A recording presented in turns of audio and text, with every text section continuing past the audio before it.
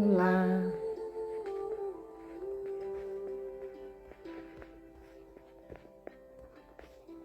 eu estou aqui convidando algumas pessoas. Enquanto a gente vai aguardando as pessoas chegarem, a gente vai se ambientando, né? Convidando as pessoas que eu já sei que gostariam de estar aqui, né, nesse momento.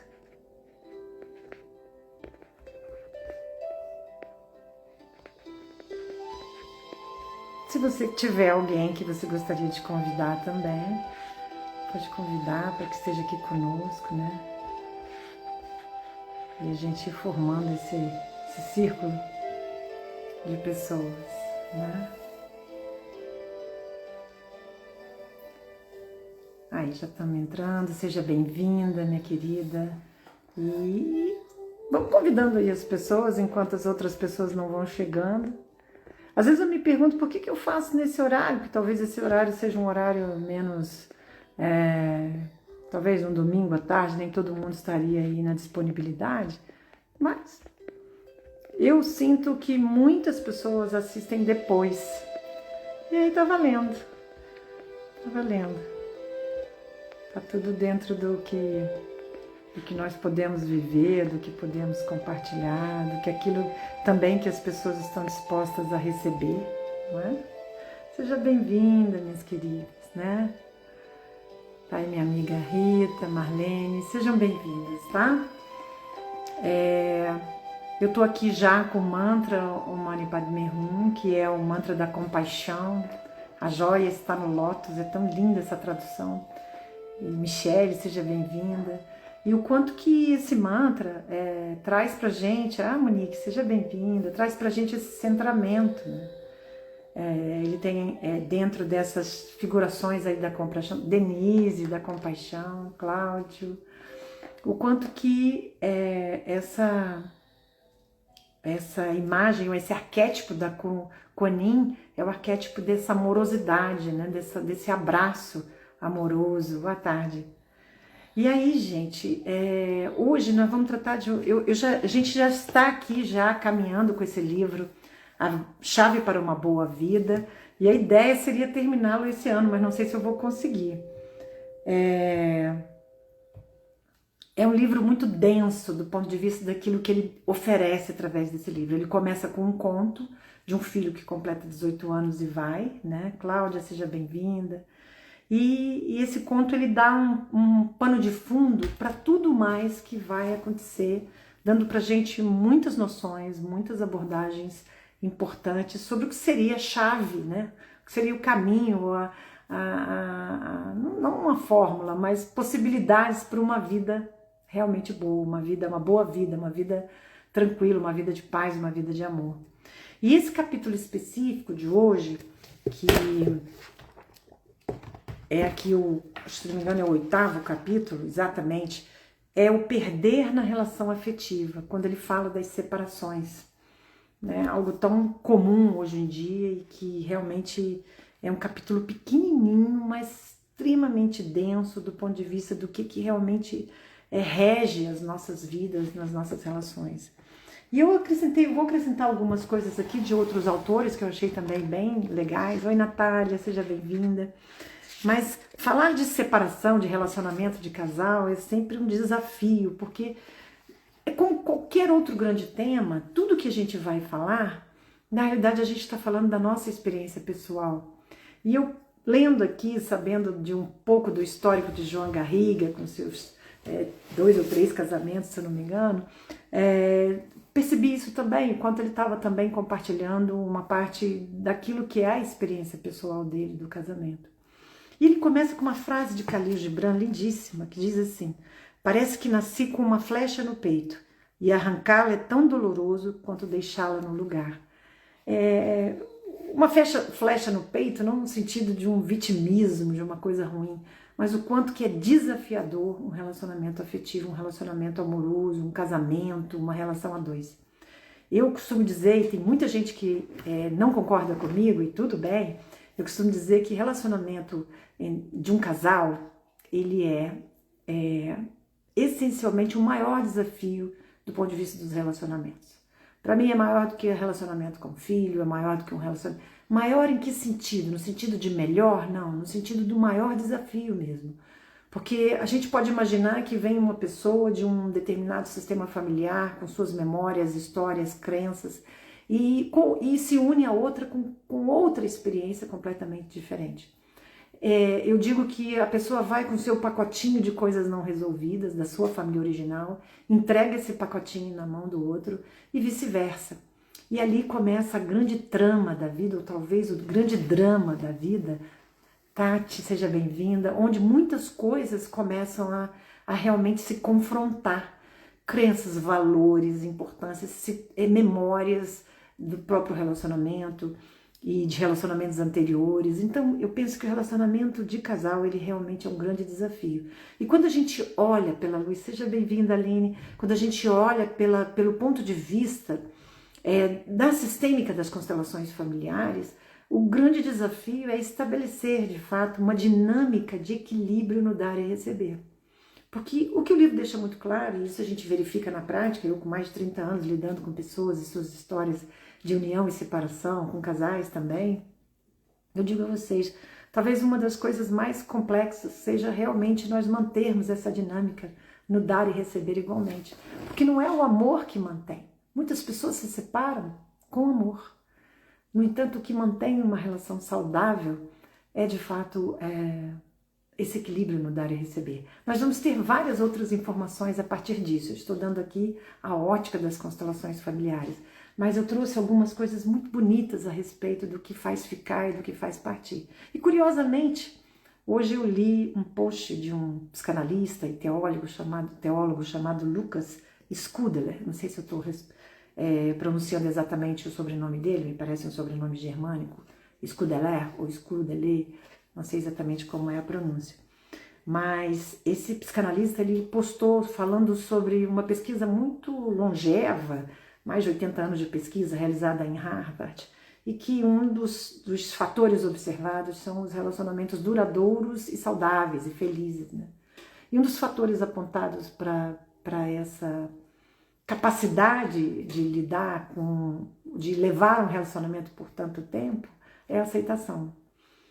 E isso a gente vai ver em várias outras abordagens. A aceitação de quem o outro é, das possibilidades, das impossibilidades. E aqui no livro, né, a gente vê também outras possibilidades, outras formas de abordar o mesmo tema, mas que vão culminar nessa capacidade da gente estar, de fato, tocando esse barco de uma forma mais compassiva, de uma forma mais generosa também. O quanto que é desafio no sentido de abrirmos mão das nossas razões, das nossas certezas. Isso não significa se submeter, porque também hoje, nos dias de hoje, nós estamos aqui num limiar muito interessante de interpretações das relações, no sentido de não se submeter, não violar, a questão da violência, a questão da toxicidade das relações, isso tudo hoje está muito na vitrine. E a gente não deve desprezar tudo isso, mas muitas relações não vivem nada disso. Eu encontrei pessoas pelo caminho que eu perguntava a elas por que se separaram e não raramente diziam que não sabiam exatamente por que se separaram. Né? Tinham uma incógnita em relação a isso, porque na realidade não sabiam nem dentro de si mesmas o que estava se passando, que se tornou inviável. Ou então uma pessoa que dizia que era incompatibilidade de gênios. Isso foi muito comum, gente, na década de 80, na década de 90, para a moçada aí que não passou por isso. Seja bem-vinda, Eliane, Fernanda. Isso era muito comum, dizer, qual foi o motivo da separação? Uma incompatibilidade de gênios. Inclusive, isso está em muitos relatos judiciais em relação à separação. E, na realidade, o que seria uma incompatibilidade de genes? Senão a nossa incapacidade de lidar com a diferença, né? Que a gente assinava embaixo, né? E o quanto que a gente revelava de uma forma, considerando que isso era uma justificativa, e aprendi essa frase recente, que toda justificativa é uma mentira, né? A Daniela, lá da Casa de Acolhimento, fala belíssimamente bem isto. E sim, toda justificativa é uma mentira. É uma ausência de verdade, Porque, na verdade, muitas vezes separamos porque não temos a capacidade de suportar a diferença, aquilo que o outro traz e que eu não sei lidar. Então, o João Garriga, ele tem um capítulo exclusivo sobre a perda, porque nós estamos falando de perder e ganhar a si mesmo, perder ganhando a si mesmo, ou ganhar não se perdendo, que é lindíssimo, né? Esses 2 capítulos anteriores. Seja bem-vinda, Nádia. A exclusão, Aline, isso mesmo. E ele traz nesse capítulo, um capítulo único só sobre a separação, sobre a relação de casal. E ele vai falando coisas incríveis, né? Ele vai dizendo, porque na realidade o conto, é interessante que ele não puxa isso do nada. O conto passa por uma situação em que o filho se separa.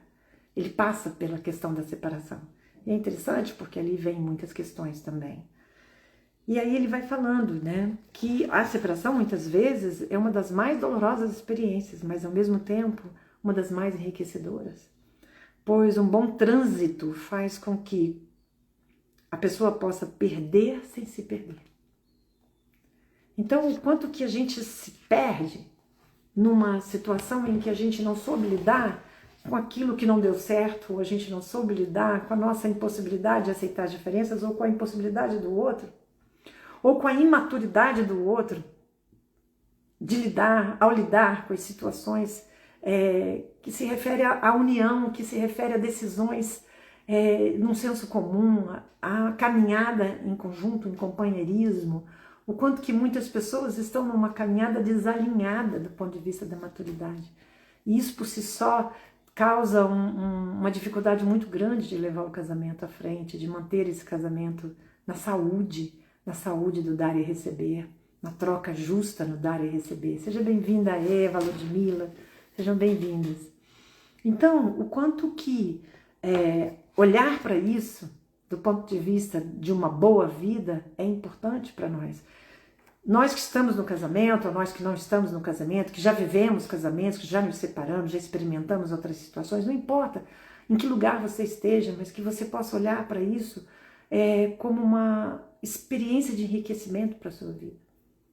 Para que essa vida realmente percorra de uma forma doce, suave, enriquecedora. Então, se você conhece alguém que está passando por uma separação, ou já passou, mas ainda não digeriu isso, mande essa live para essa pessoa, porque nós vamos falar disso aqui até o fim, né? E ele vai dizendo coisas muito interessantes. Cada separação tem sua singularidade. Por isso que é muito difícil julgar. É muito difícil você considerar, boa tarde, querida, considerar que o outro poderia ter outra possibilidade, que o outro poderia ter dar outra chance. Quantas vezes nós enxergamos nas separações, na realidade, saltos quânticos, porque a pessoa soube aproveitar aquele momento para crescer, para enxergar a si própria, para se conhecer, para perceber o quanto ainda existe uma longa caminhada para que haja de fato um coração compassivo, um coração compreensivo, um coração que dê espaço ao outro, como diz Osho no seu último passo para o amor, um coração que não seja tudo. Porque enquanto nós somos tudo, não há espaço para o outro. Enquanto a nossa razão, o nosso desejo, oi Cristina, a nossa vontade é tudo, não tem espaço para o outro é nada. Então aqui numa contrapartida das palavras, né, ser tudo na realidade, ser a razão, ser a certeza, ser a capacidade, entra também na linha do desequilíbrio, uma das ordens do amor, descritas por Bert Hellinger, tão importante, principalmente na relação de casal. Então ele vai dizendo isso, é muito singular. Então, quanto que cada um passa por esse processo de separação de uma forma muito particular. E se a gente entende isso como aprendizado, por que não entender isso como crescimento também? Uma forma de experimentar a vida dentro daquilo que eu fui capaz, com muita humildade e muita aceitação daquilo que eu posso diante daquele relacionamento e daquilo que o outro pode também. E ele diz assim, aprendemos que tudo muda, que cada dia traz sua nova tarefa. Quando a gente ele vai dizendo no caminho, especialmente com aquilo que foi doloroso e avassalador, aprendemos que tudo muda. Que cada dia traz sua nova tarefa. Que a luz sempre acaba voltando. que nos infortúnios descobrimos a força oculta em nós, que do caos emerge a nova ordem e que os filhos se fortalecem com as dificuldades. Isso, meus queridos, a gente é capaz de aprender se a gente se abrir para esse aprendizado. Porque também nessa jornada conheci pessoas que se aferraram às dores de uma separação não querida, de uma separação mal vivida, de uma separação, talvez por terem se sentido ou vivenciado propriamente uma traição, ou não terem se sentido de fato amados, o quanto que muitas pessoas ficam agarradas a essa dor sem permitir que elas passem, sem permitir que elas se transformem em aprendizado.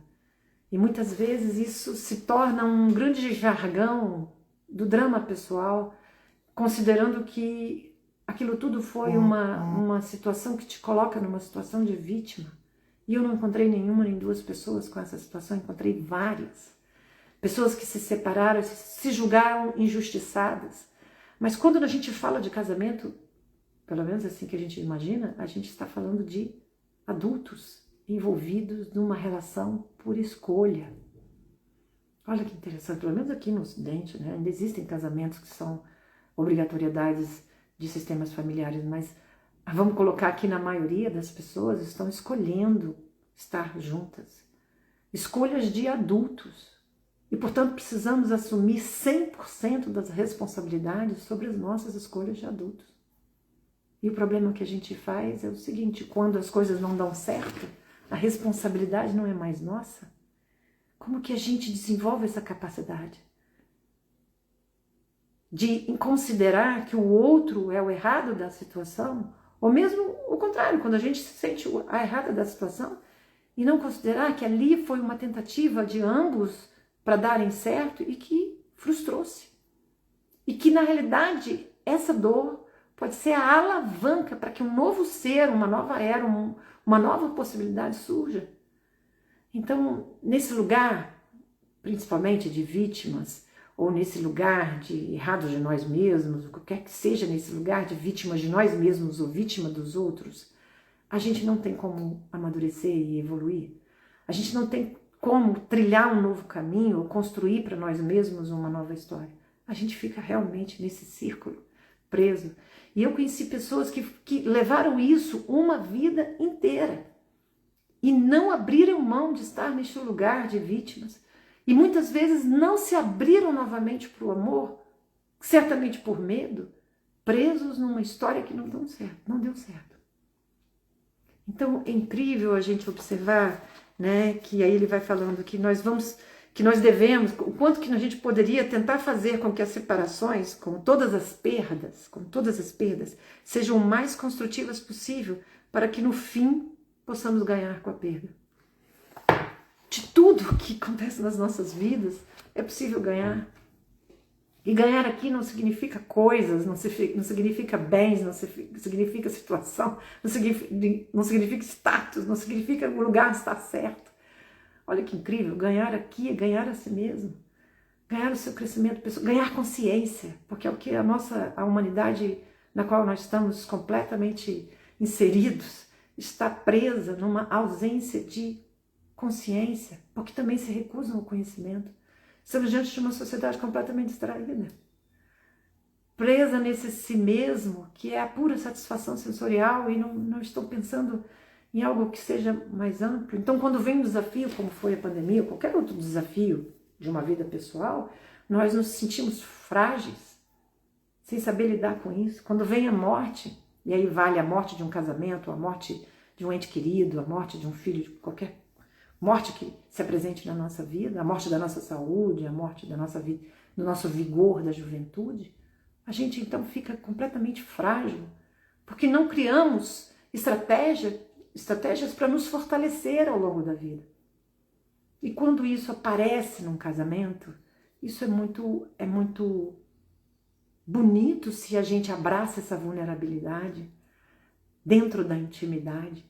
Se a gente permite que o outro também acolha a nossa vulnerabilidade, a gente se sente capaz de acolher a vulnerabilidade do outro. Eu peguei aqui o livro da Eva Pierrakos, O Caminho da Autotransformação, que a gente vem fazendo um estudo sobre ele, é muito lindo. E ele vai falando num determinado ponto sobre as armadilhas do casamento. E ele cita uma coisa tão bonita, e ele fala assim, a finalidade espiritual do casamento é capacitar a alma a revelar-se a si mesma. E a buscar o outro permanentemente para descobrir sempre novas perspectivas de outro ser. Quanto mais isso acontecer, mais feliz será o casamento, mais firmes e seguras serão suas raízes, e menos estará exposto ao perigo de um final desastrado. Desse modo, ele cumprirá a sua razão de ser espiritual. É nesse sentido que eu considero a relação de maior desafio para nós. Porque você está diante da possibilidade de, através desse espelho na intimidade, que é o outro, ver a si mesmo diariamente. E quantos de nós estamos esquecendo que nós não escolhemos aleatoriamente? Acho tão bonito isso. Nós não escolhemos também com muita racionalidade. Isso que faz unir e permanecer, a gente poderia também considerar um mistério sagrado. Mas existe uma parcela de responsabilidade nessa escolha que muitas vezes tem a ver com o nosso sistema, o quanto que repetimos padrões de sistemas familiares.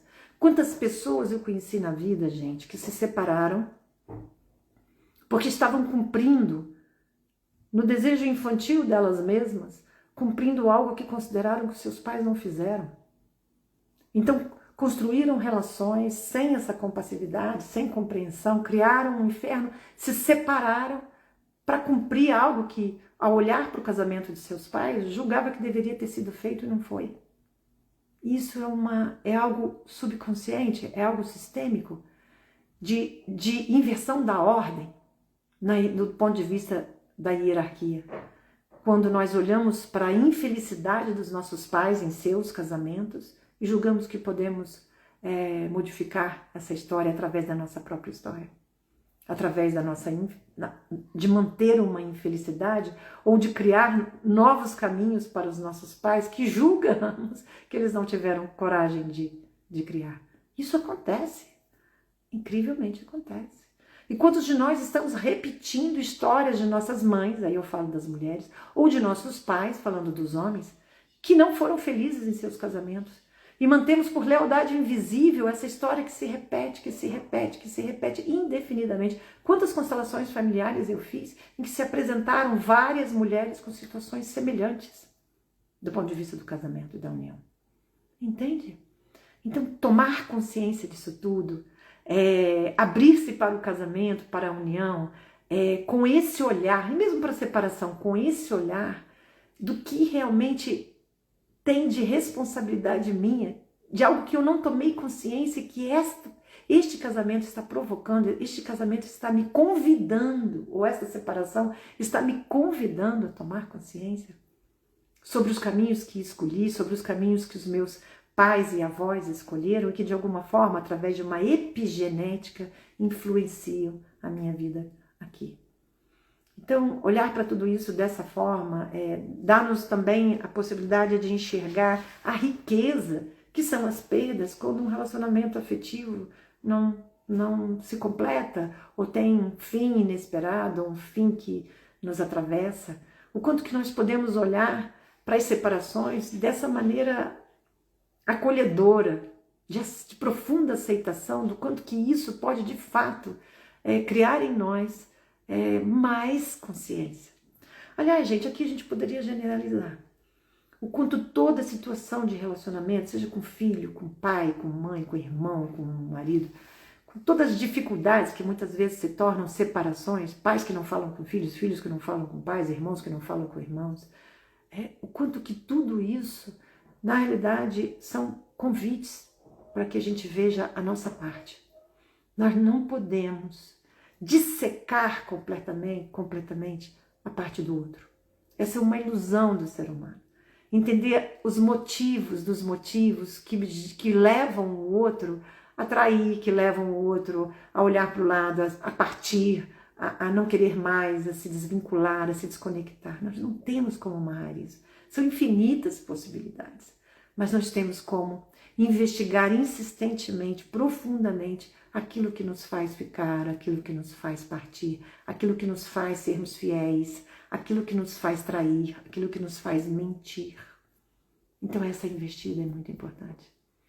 Essa investida é preciso que aconteça diariamente, para tudo. Porque eu penso que não há mais tempo. Isso é uma frase bíblica que também se tornou um livro espírita muito bonito. Não há mais tempo. Já chegamos num ponto no caminho da humanidade que não há mais tempo de postergarmos esse olhar mais profundo para dentro de quem nós somos. Quem é você nessa separação? O que você escolhe ser a partir dessa situação que se frustrou, que foi o teu casamento? O que você escolhe, a tua união, o teu relacionamento? O que você escolhe ser a partir daí? Através de um dia para o outro, através de um trabalho interno, entende? Não é uma coisa que vai acontecer magicamente. A gente precisa entender que a gente vai começar com um passo, mas é uma longa caminhada, para a gente se entender melhor, para a gente acolher aquilo que a gente não foi capaz também. E tudo bem. Parar dessa perseguição totalmente inglória, de perseguir o perfeito no outro, o perfeito em nós, o perfeito da relação. Eu vejo que ainda existem casais, a maioria jovens, completamente, na maioria, mas ainda tem uns que não são, mas completamente iludidos em relação ao relacionamento. Como se o relacionamento não fosse serviço, trabalho e uma grande jornada. Oi Camila, oi André, Yasmin, Marcos, sejam bem-vindos. O quanto que a gente tem aqui ainda alimentado uma ideia fantasiosa de uma relação que não dê trabalho. Eu costumo dizer, isso é muito da minha fala, né? Eu falo com muita força isso. Relacionamento dá trabalho. Agora imagine um relacionamento de muito tempo. Relacionamento dá trabalho. Que trabalho é esse? O seu esforço pessoal. Aí tem uma coisa linda que eu peguei aqui, né? Vou pegar aqui para vocês. Eu ia falar no final, mas vou falar de uma vez, porque eu acho tão bonito. Que é um outro livro do João Garriga, porque para quem quer olhar para relacionamento, ele tem um livro espetacular que eu recomendo, eu receito esse livro, que se chama O Amor que Nos Faz Bem. Esse livro dele é espetacular. E tem uma frase nesse livro que me toca profundamente. Ele diz, enfim, o grande desafio para todos consiste em aprender a amar as imperfeições da vida, nossas e dos outros, e sermos compassivos. Quando isso é possível, colocamos nossos erros a serviço da vida e de um caminho feliz, estejamos acompanhados ou não. Colocar nossos erros a serviço da vida, nossas dificuldades, as dificuldades do outro a serviço da vida.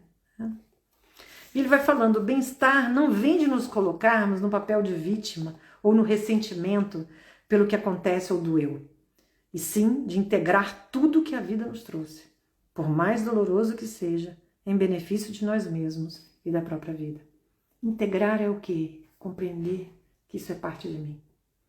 Quando nós rejeitamos, quando nós continuamos apontando o dedo, seja para nós mesmos ou para os outros, nós não integramos. Nós não entendemos realmente que isso é parte de nós. Mesmo que seja doloroso, essa história vivida é parte de mim. E quando eu olho para isso amorosamente, quando eu olho para isso compreendendo que na realidade foi tudo que foi possível para todos os envolvidos, eu acho que é o começo do perdão. A gente começa a perdoar uma relação falida, uma relação com agressões, uma relação com violência, uma relação com tudo que traz de toxicidade que a gente possa imaginar. Quando a gente começa a perdoar, quando aquilo é compreendido como parte de nós.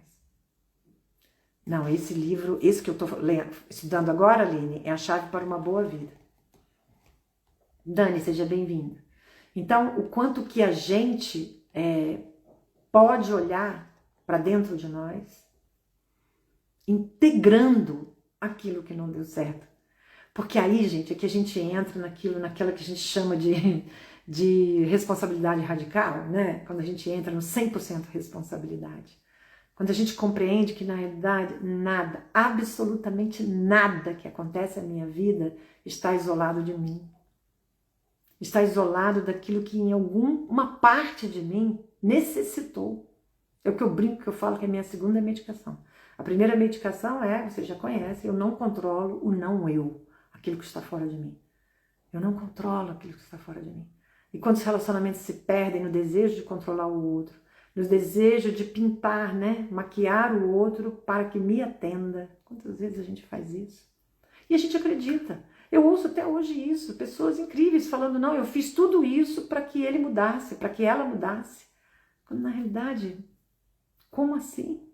Eu vou manipular até que o outro me atenda. Não, mas a gente se baseia naquilo que é certo. Olha o complicador do certo e errado. Como disse Joana de Ângeles, eu acho lindíssima essa frase, certo e errado são domínios do orgulho. E quanto tempo a gente vai continuar levantando essa bandeira orgulhosa, né? Egocêntrica, de que eu tenho o certo na minha bandeira e o outro tem o errado? Então ele vai falando isso de uma forma tão bonitinha e pergunta assim, mas por que os casais se separam? Me pergunta, por que os casais se separam? Ele diz, evidentemente não por falta de amor, pelo menos na maioria, mas sim por falta da capacidade de administrar o amor na direção do bem-estar e do crescimento. Oi, Cláudia, Luana, Fê, sejam bem-vindas.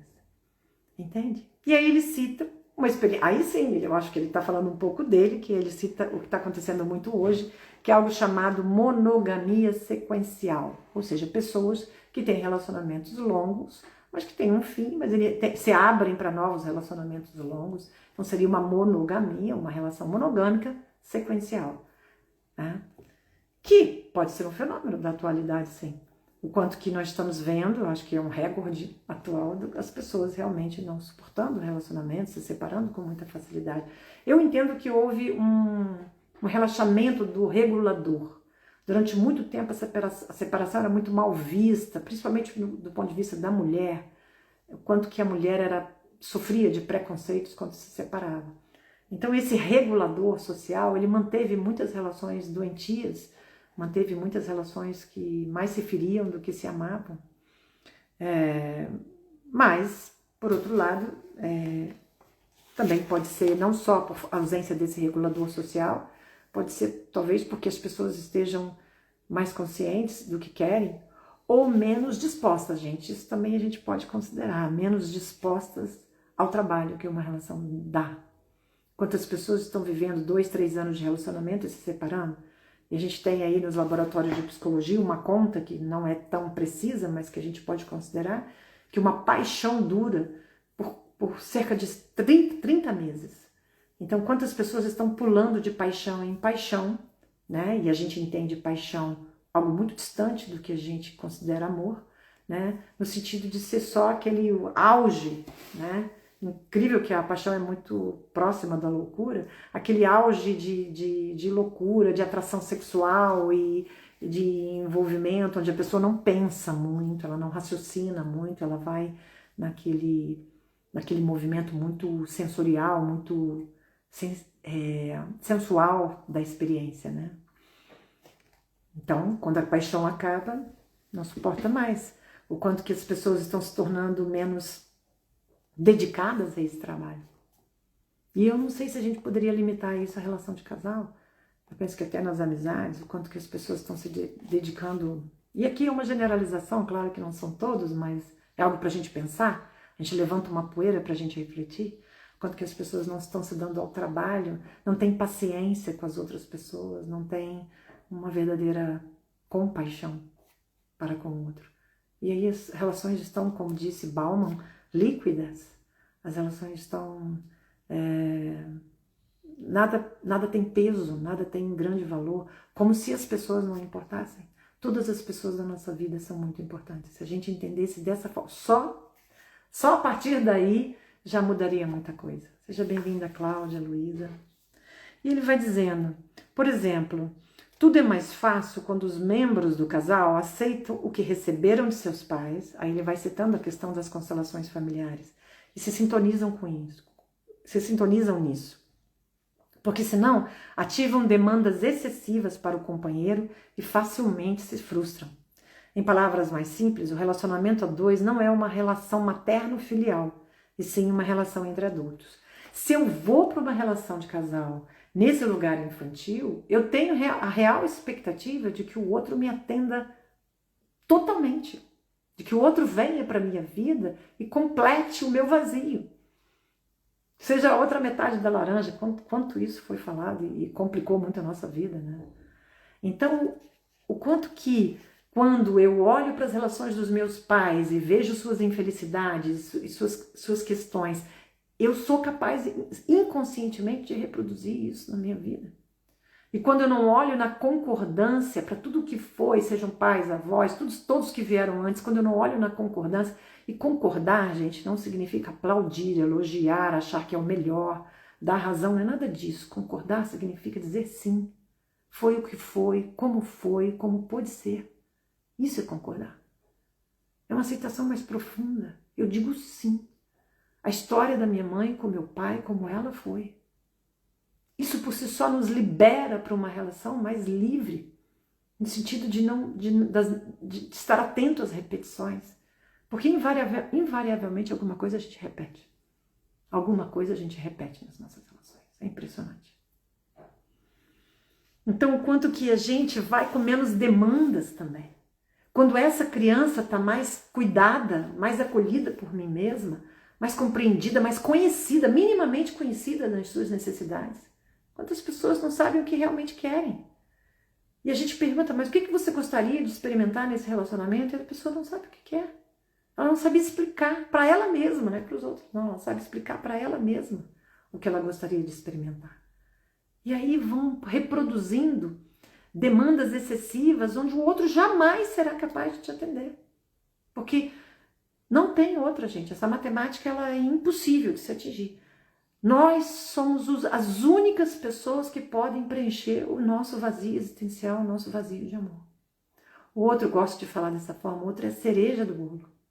Se o bolo não tem cereja, poxa, ia ficar menos agradável, talvez, ou menos visivelmente bonito, ou menos harmonioso, pode ser. Mas a substância vem do bolo. E esse bolo é aquilo que eu venho construindo para mim mesmo. O outro vem como um complemento bom, ele não pode ser a necessidade. Ele vem como uma soma, algo que se soma, algo que se complementa, mas não que completa, que se complementa, mas não completa. E é tão maravilhoso. Seja bem-vinda, Carmen, Alessandro. Entende? Olha que coisa incrível a gente poder olhar dessa forma para as separações. Né? Com um olhar não crítico em relação ao outro, nem a nós, mas com um olhar de aceitação. Olha, foi o que deu. E liberar isso para que a gente possa abrir o nosso coração. Quantas vezes for preciso, gente, porque esse exercício de abrir o coração, eu nunca esqueço uma amiga minha que ela teve uns 3 ou 4 relacionamentos e a gente quando conversava, quando terminava o relacionamento, seja por viuvez ou por outro aspecto, ela sempre falava, não, eu vou me curar dessa dor e vou me abrir novamente. Que lindo! E eu entendo isso, o quanto que ela estava disposta a se abrir novamente para o amor. Se abrir novamente para se conhecer através do outro, desse espelho que é o outro, né? E aí ele vai dizendo, né, sobre as ordens, né, que todos os que fazem parte do vínculo, sem distinção, podem pertencer a um lugar de inclusão e dignidade, que cada um ocupe o seu lugar, o lugar que lhe corresponde, e não o outro, e que haja equilíbrio no dar e receber. Ou seja, o lugar de dignidade é entender a lei do pertencimento, aqui ele cita as 3 ordens do amor. Cristina, seja bem-vinda. Tá difícil de entrar, Carmen? Ué, não sei como. Se tiver mais alguém com dificuldade aí, vocês me falam, gente. O Carmen desliga e liga de novo. Sai e entra de novo. Talvez você consiga melhor. Então, ele vai falando da lei de pertencimento, né? Todos pertencem, quer dizer, como a Aline citou aqui, a exclusão ela é um grande problema. E muitas vezes essa exclusão aparece num casamento quando excluímos os pais dos nossos pais, a nossa sogra, os pais dos nossos pares, a nossa sogra, o nosso sogro, a esposa anterior, o quanto que às vezes é difícil para nós entendermos que se houve uma esposa anterior, ela é a primeira. E na hierarquia nós somos segunda. Entende? Então o quanto que todo o respeito a esse pertencimento, essa ordem, essa hierarquia e esse respeito ao equilíbrio no dar e receber, trazem para a relação uma qualidade de sobrevivência, trazem para a relação uma capacidade de manutenção também, né? Então, as ordens do amor são muito importantes para uma relação. Elas, de fato, vão dando uma tonalidade à relação que muda praticamente tudo. Então, nesse post que eu vi hoje desse psicanalista, Lucas Scudeler, eu achei muito interessante que no post ele dizia assim, o que mantém, né, o que faz uma relação se manter, é o quanto que as pessoas são capazes, na realidade, de acolherem, né, aquilo que não é igual, acolherem as diferenças. Achei tão bonito isso, suportarem as diferenças, trabalharem por esse abraço à diferença. Então, nesse sentido é que eu bato muito nessa tecla do quanto que a relação de casal ela é o maior de todos os desafios, porque vem muitas diferenças carregadas nesse relacionamento. E quando a gente está disposto a abraçar tudo como tudo é, talvez a gente tenha essa força para olhar para o outro sem a exigência infantil de que o outro se encaixe no modelo sonhado. O modelo sonhado para nos atender. Então, quando nós entramos numa linha do verdadeiro amor, do amor que se doa, do amor que compreende, do amor que aceita, do amor que perdoa, o próprio Bert Hellinger fala que são 40 perdões, né? É só um número simbólico, né? Na realidade, uma relação para se manter são inúmeros perdões. E não é um perdão no sentido do que o outro fez de terrível, mas no sentido da limitação que o outro ainda manifesta.